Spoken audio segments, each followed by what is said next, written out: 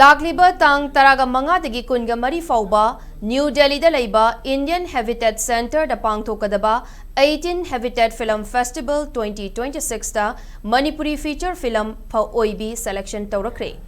Khongban Tabam production ki banner makada Rakesh Moirangthemna direction piba film asi national amadi international ki maming lairaba film festival kaya dasu utlurabani. Film asi Manipur da thokpa thokhaningdaba thaudok ama oina low yairam daida paiduna thamba Phouoibee mai tharambagi thaudokta yumfam oiraga puthokpani.